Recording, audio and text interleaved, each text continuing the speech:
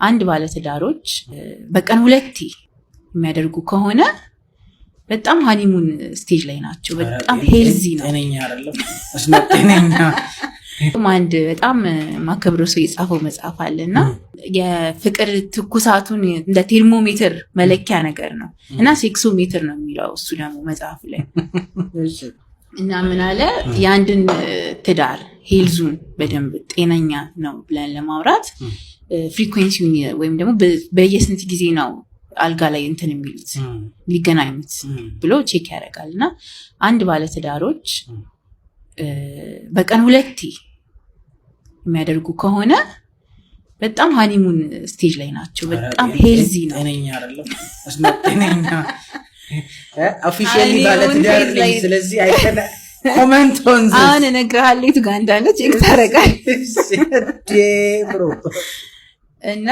በቀን 2 አሁን ይሄ ኖርማሊ ሃኒሙን ፌዝ ላይ ኤክስፔክት የሚደረግ ነው። ሃፕሊ ሜሪ ናቸው መጀመሪያ አካባቢ ነው። ይሄ በቀን 2 ነው። በቀን 1 ሲሆን ደግሞ በጣም ቬሪ ሃፒ ካፕልስ የሚባሉ ሜሪድ ካፕልስ ናቸው በቀን 1 ከሆነ ይላል።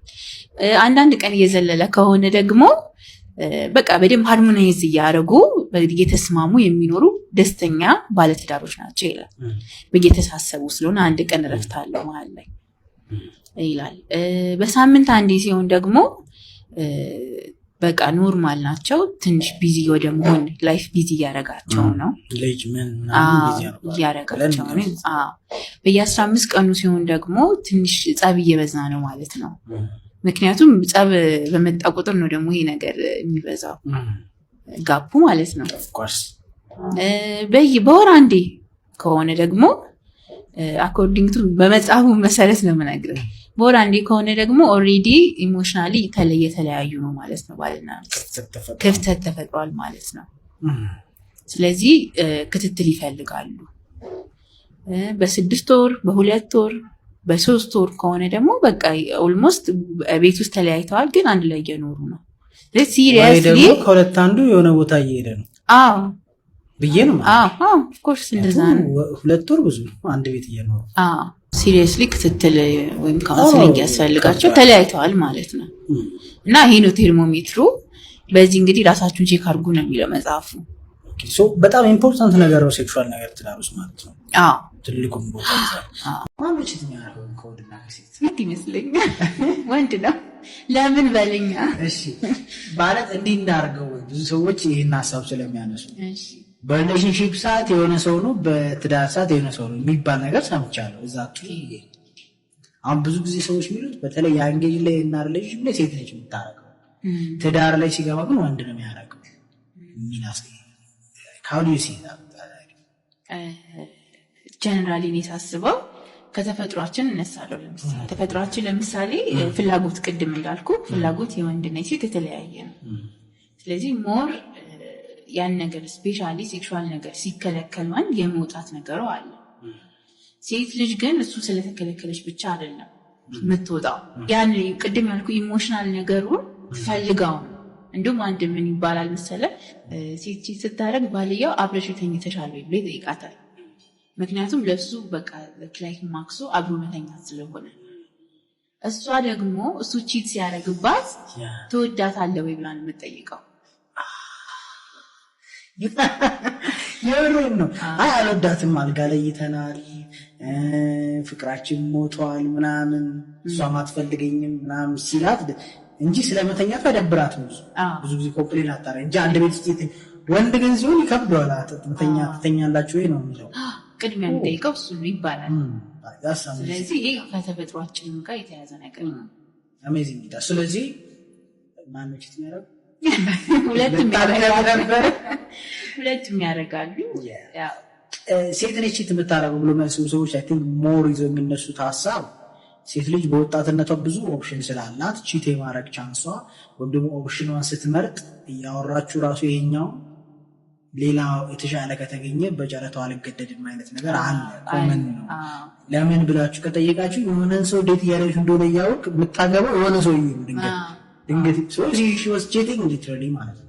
የተለያዩ ሴክሹዋሊ ሊሆን ይችላል ላይደርስ ይችላል። እሱ እንደየሰው ይለያል። ሞስትሊ ሪሌሽንሺፕ ላይ እስክታገባ ድረስ የምታረገው ስለማይጠና ነው እንጂ አሁን አንዱ እንደ ተራ ወንድ ኢንስታግራም እና አንድ ተራ ወንድ ኢንስታግራም ሴት ኢንስታግራም ቢታይ ማነው ብዙ የሚያወራው ከተቃራኒ ጾታ ጋር? ይሄኛው ሃይ ቢልም ሊመልስለት የለም። በእርግጥ እድሉን አጥቶ ሴቷ ግን ብዙ የሚያወራው አማራጯን ታያለች።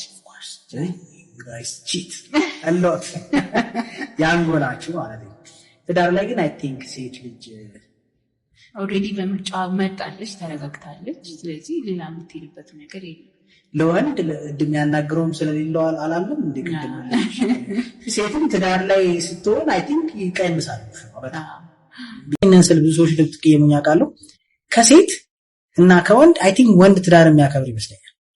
የሰው ትዳር ብዙ ጊዜ ባል ያላትን ሴት ጋር የሚተኛ እና ሚስት ያለው ወንድ ጋር የሚተኙ ሴቶች ቁጥሩ ኩለ ማሻ ሁሉም ነው ማለት ቢከብድም ግን ብዙ ሴቶች ኢቭን የሚጠጉት ባለትዳር ወንድን ያለውን ነገር ፈልገው ያው ሁሉንም ባንል ግን ማጆሪቲው እንደዛ ሊሆን ይችላል። ቺት የሚያደርግ ሴት ባለትዳር ሆና ሴት ግን በጣም ትልቅ ችግር ቤቷ ውስጥ ከሌለ በስተቀር ቺት የማድረግ ነገሯ በጣም ዝቅተኛ። እሷ ብቻ ሳትሆን ከውጭ ያሉት ሰዎች ለምሳሌ አንድ ሴት ባለትዳር ብዙ ጊዜ እንሰማለን ባለትዳር ወንድ ፍቅር ያዘኝ የሚሉ ሴቶች አሉ።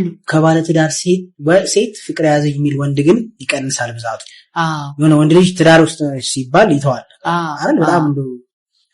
በጣም እኮ እሱ ነው በጣም የከፋ ጉዳይ ካልሆነ በስተቀር ይተዋል። ሴቶች አተው አሁን እኮ ነው እንደውም ቺቲንግ በጣም የተካበደና ቦታ የተሰጠው እንጂ በድሮ ጊዜ እኮ በቃ ክፍለ ሀገር እንኳን ወጣ ብሎ ከሰራ አንድ ልጅ ይኖረዋል እንደ ኖርማል ነገር ነበር ድሮ የሚታየው። ኦፍ ኮርስ ሶስት ሚስት ምናምን የሚኖራቸው እንደዛ የሚኖራል እና ለቅሶ ላይ ነው እንግዲህ ልጅ አለ አቤት ብሎ የሚመጣው ልጅ። ስለዚህ እንደውም አሁን ነው ሞር ቦታ እየተሰጠ ያለው። ሶ ላይክ ከድሮ ወንድ ያሁን ወንድ ነው ያልነው ማለት ነው። አዎ ይሻላል አንፃር አይደል? ስክሬዲት አንድ እንደውም ሰሞኑን ከአንድ ሰው ጋር ነው ሀሳብ እያወራሁት ነው። ከድሮ ወንዶች ያሁን ወንዶች ይሻላሉ እና የትኛውም ሴት ብትጠይቃት አይ ዋንት ያሁን ወንድ ነው ማግባት ፈልገው ነው የምትል።